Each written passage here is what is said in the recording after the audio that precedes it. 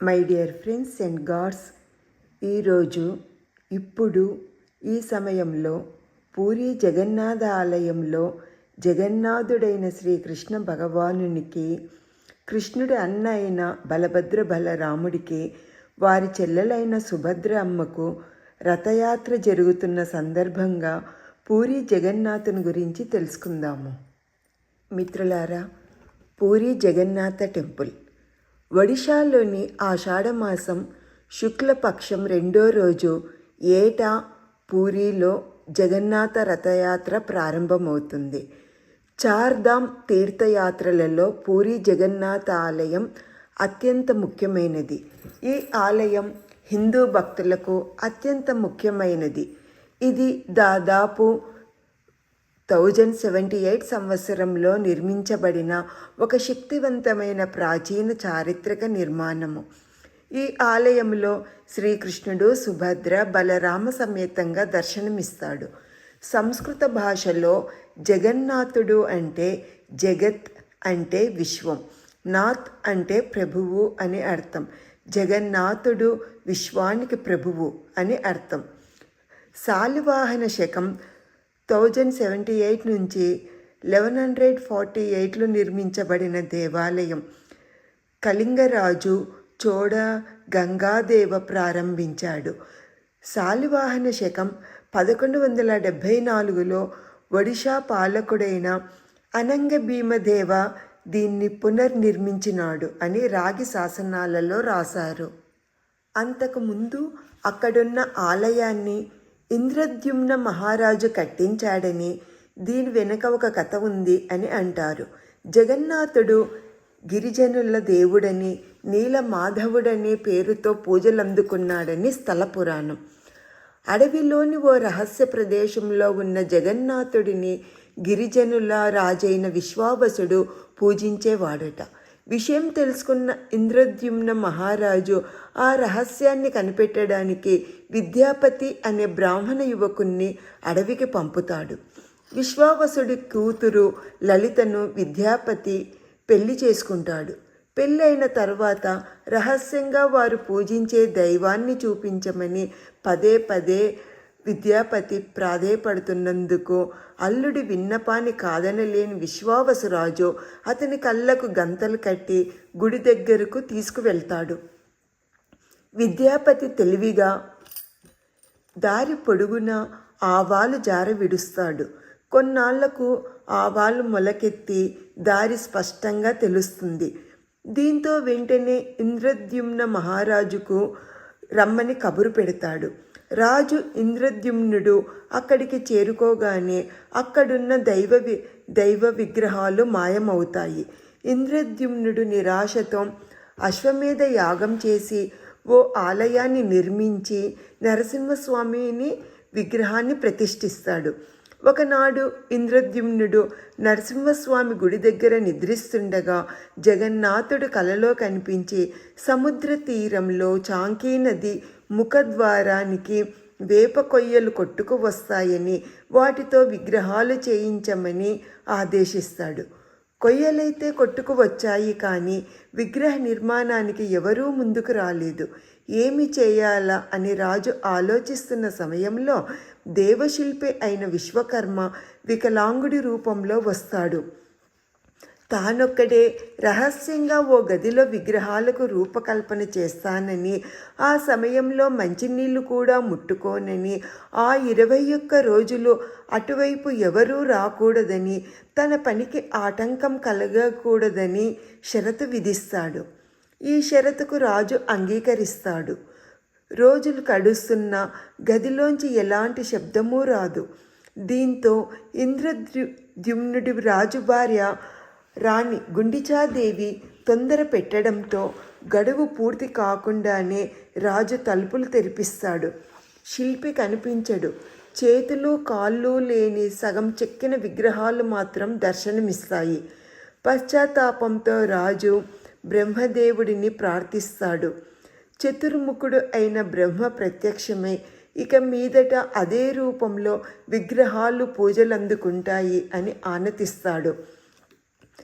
బ్రహ్మదేవుడే స్వయంగా వాటికి ప్రాణప్రతిష్ఠ చేస్తాడు. అందుకే పూరి ఆలయంలోని విగ్రహాలకు అభయహస్తం, వరదహస్తం కనిపించవు మిత్రులారా. చతుర్దశ భువనాలను వీక్షించడానికా అన్నట్టు ఇంతింత కళ్ళు ఉంటాయి. ఈ ఆలయ మూలాలకు వెళితే కృతయుగం చివరిలో అసలు రూపంలో జగన్నాథుడు పూరీ సముద్ర తీరం సమీపంలోని మర్రి చెట్టు దగ్గర ఇంద్రనీల లేదా ఒక నీలి ఆభరణంగా అవతరించాడు. అది ఎంత ప్రకాశవంతమైనదంటే దాన్ని చూసిన వారికి తక్షణమే మోక్షం లభిస్తుంది కనుక యముడు దాన్ని భూమిలో దాచిపెట్టింటాడు. ద్వాపర యుగంలో సవరరాజు అని విశ్వావసురాజు రహస్యంగా పూజించే ఆ నీలమణి విషయం తెలిసిన ఇంద్రద్యుమ్న రాజు అంతుపట్టిన ఆ రహస్యాన్ని కనుక్కొని ఆ తర్వాత గుడి నిర్మిస్తాడు. అలా పూరి జగన్నాథ టెంపుల్ వెలిసింది. ప్రపంచంలో ఏ హిందూ ఆలయంలోనైనా సరే ఊరేగింపు నిమిత్తం మూల విరాట్టును కదిలించరు. ఊరేగింపుకు ఉత్సవ విగ్రహాలు ఉంటాయి. ఊరేగింపు సేవలో ఏటా ఒకే రథాన్ని వినియోగించడం అన్ని చోట్ల చూసినదే. ఈ సంప్రదాయాలన్నింటికి మినహాయింపు ఒడిశాలోని పూరి జగన్నాథ ఆలయం. బలభద్ర, సుభద్రలతో సహా ఈ ఆలయంలో కొలువైన జగన్నాథుడిని ఏడాదికొకసారి గుడిలోంచి బయటికి తీసుకువచ్చి భక్తులకు కనువిందు చేస్తారు. అలా మూల విరాట్టులైన జగన్నాథ, బలభద్ర, సుభద్రలను ఊరేగించేందుకు ఏటా 3 కొత్త రథాలను నిర్మిస్తారు. అందుకే జగన్నాథుడి రథయాత్రను అత్యంత అపురూపంగా భావిస్తారు భక్తులు. పూరి ఆలయాన్ని నిర్మించిన ఇంద్రద్యుమ్న మహారాజు భార్య గుండీచ. ఆవిడ ప్రధాన ఆలయానికి 3 కిలోమీటర్ల దూరంలో ఒక మందిరం నిర్మించింది. అదే గుండీచ ఆలయం. రథయాత్రలో భాగంగా అక్కడికి తీసుకువెళ్ళిన 3 విగ్రహాలను ఈ గుడిలోని రత్న సింహాసనంపై కూర్చుండబెట్టి గుండీచాదేవి పేరిట ఆతిథ్యం ఇస్తారు. గుండీచా మందిరం జగన్నాథుడి అతిథి గృహం అన్నమాట. ఇంద్రద్యుమ్న మహారాజు కన్నా ముందే ఆ జగన్నాథుడిని నీలమాధవుడి రూపంలో అర్చించిన సవరతెగ రాజు విశ్వావసు వారసులు ఆలయ సంప్రదాయాల ప్రకారం ఊరేగింపు నిమిత్తం మూల విరాట్టులను అంతరాలయం నుంచి బయటకి తీసుకువచ్చి రథాల మీద ప్రతిష్ఠింపచేసే అర్హత వీరికి మాత్రమే ఉంటుంది. ద్వాదశి నాడు విగ్రహాలను మళ్ళీ గర్భగుడిలోని రత్నసింహాసనంపై అలంకరించడంతో యాత్ర పూర్తయినట్టే. స్వామి లేని ఆలయం నూతన జవజీవాలు పుంజుకొని కొత్త కళ సంతరించుకుంటుంది. జగన్నాథుని మూల విరాట్టులు కొయ్యతో తయారు చేసినవి. ప్రతి 12 నుండి 18 ఏళ్లలో నవ కళేబర ఉత్సవం నిర్వహించి పాత విగ్రహాల స్థానంలో కొత్త విగ్రహాలను తయారు చేసి ప్రతిష్ఠిస్తారు. ఈ సంప్రదాయం కేవలం పూరీ క్షేత్రానికి మాత్రమే ప్రత్యేకం. పాత విగ్రహాలను ఆలయ ప్రాంగణంలోనే ఖననం చేస్తారు. మూల విరాట్టులను తయారు చేయడానికి వేప చెట్టు కొయ్యను మాత్రమే ఉపయోగిస్తారు. ఈ ప్రక్రియలు అత్యంత గోప్యంగా నియమ నిష్టలతో జరుగుతాయి.